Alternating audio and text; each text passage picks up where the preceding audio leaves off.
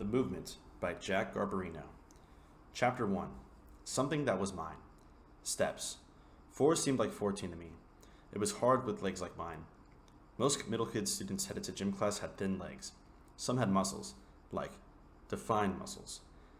Those were the ones that would torment me fairly soon, straight through to high school. Needless to say, I was that kid.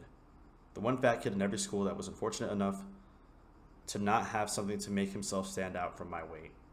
Some kids have awesome baseball cards, or a rich parent to brag about me. I was lucky to even have one of those parents, but she was not rich. Not even enough to purchase baseball cards. All of our money, some kids would say too much of it, went to feeding the two of us. I'll tell you what we had that most children, jungle children, as I'd come to learn, were starved of even more than food. Fun. I pulled open the classroom door. "Hey, Jack Porker," shouted one of the kids. Following the announcement was a typical chorus of students' laughter. At that point, I would normally puff up my round cheeks and shuffle the sandy brown hair from my face. This time, I let it slide. He actually mentioned my first name, so that was a plus. Better to know that I wasn't just a big round ball to them. "Hi," I said meekly. Wait. "Hi," I said meekly. I shuffled through the not as quiet giggling to my I shuffled through the not as quiet giggling to my seat in the front of my class. And yes, I knew what I was doing. Setting myself up to be an even bigger target. The fat kid who was also super studious and the teacher's pet. Like with my weight, I refused to defend myself. In actuality, I only sat up because of my poor vision. On days like these, when the cold outside caused my breath to fog up my glasses, it was better not to wear them at all. But I was quickly regretting that decision. The teacher, Mr. James, had scripted something onto the chalkboard. To me, it read something along the lines of "Lawn of Motives." I regretted what I did next, but it was too late. My hand was raised. Another round of laughter resonated through the class. This time, my cheeks had puffed up. "This, Mr. Garbarino says, laws of motion, not lawn of motives. I would suggest bringing your glasses from now on," Mr. James said coldly. He wasn't the nicest teacher, but he was the smartest. He knew his sciences: chemistry, biology, anatomy. "I hope you read the homework, because I want you to recite before the class what the first law is. Stand up and say it, please." The please was unexpected, but even without that addition, I would have stood anyway. Newton's first law of motion states that unless an external force acts upon an object, it is at a constant rate of motion or inertia. "Very good. You may sit." And like that, the bullying me portion of class is over. Mr. James, in his trademark lab coat with his initials MJ, stitched into the breast pocket, resumed to teach us all about movement, how it never truly rests. He called inertia a subjective reference for those who rely on their naked eyes. He said now, even if unseen, inertia only applies to two things: rocks and religion. I never understood the religion part, but he clearly thought it was applicable. Mr. James explained that even though our bodies may not be moving, as in by our own feet, the insides are always in action. He explained how cell processes perpetually run, how blood does not stop flowing, and how the brain, unless dead, always sends signals to the rest of the body. When one student challenged his assumption, he countered with, "Your brain belongs to you, does it not? The brain runs your systems, even without your conscious command. Right now, even in your stupor, it is working hard. Do not interrupt me again." That was a swifter defeat than most. I guess Mr. James is fed up after our first period class. And he never snapped like that before. Anyway, he gave us our assignment. Read chapter 4 and be prepared for a quiz on Monday. At least he gave us a fair warning. We all rose and exited the class, most of us heading for the same third period class, the one I dreaded so much. I was hoping that with my poor sight, the teacher would just let me skip out.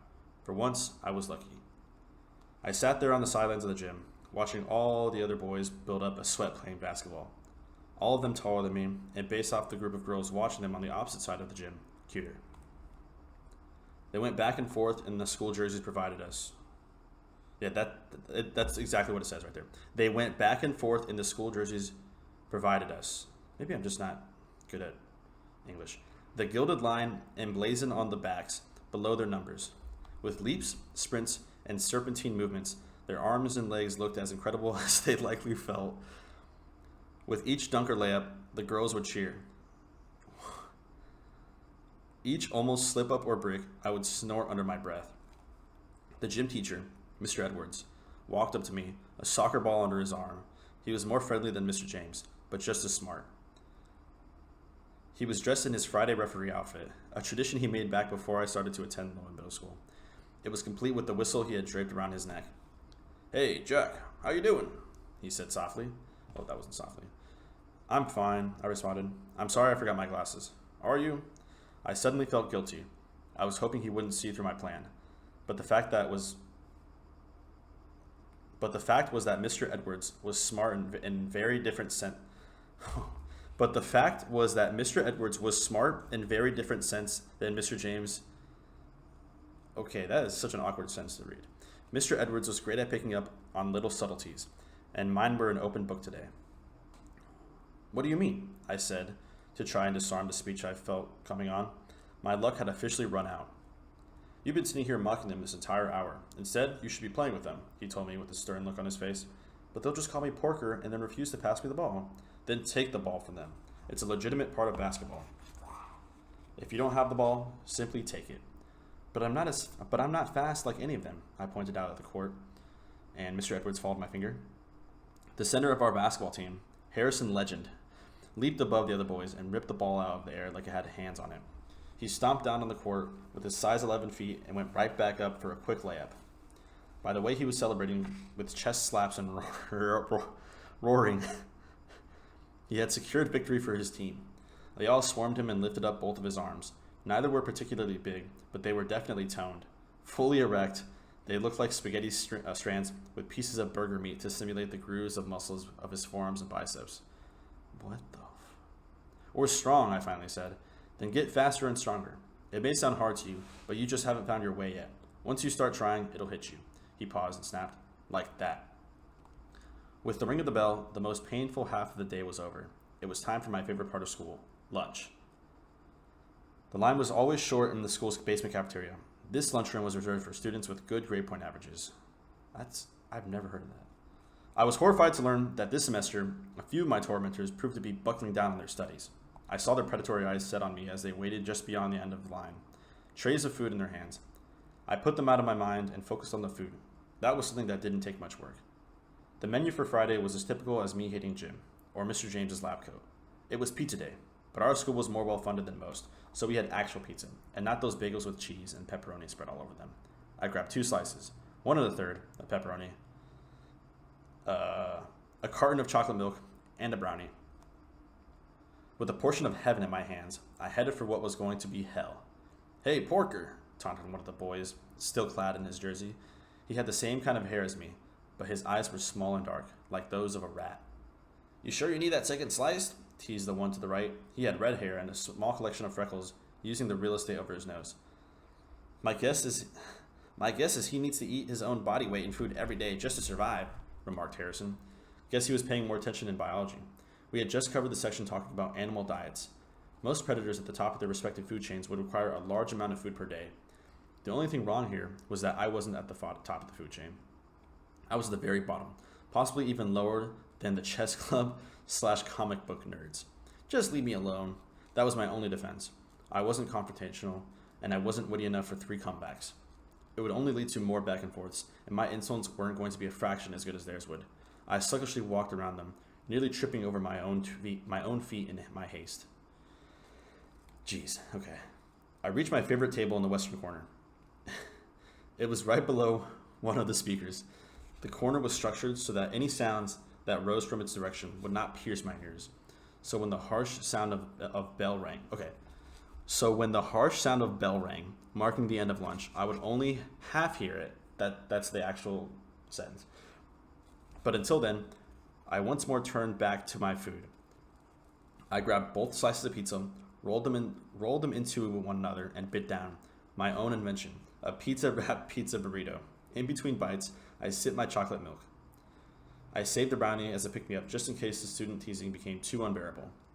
The rest of the day was surprisingly easy, preceding the bell at lunch's end. There was an announcement of a field trip on Monday to a museum of historic art. Everyone, everyone only talked of that, and I was able to coast through math, English, and free period peacefully. The even better news, I could save my brownie for the bus ride home. I dressed for the warmth in my black and green winter coat, puffy with air, a pair of green earmuffs, and an emerald scarf with midnight stripes. Despite all the blubber jokes tossed at me, I was not going to suffer from frostbite. I could not stand the cold any more than I could running laps at the beginning of gym. I was happy to be relinquished of that horror one more day, thanks to the field trip. The permission slips they handed out came with a poster. The front was decorated with the front was decorated with images of the things they had on display, from statues of gladiators to paintings of From statues of gladiators to paintings like the Mona Lisa. With the high fields of snow at the sides of the walkway, what happened next came as an utter shock. Suddenly, and from both sides, I was pelted by deeply packed snowballs. I yelped as I raised my hands to shield my face. It did little good. Someone out of all my assailants was making tiny snowballs, and they all pierced my flimsy shield.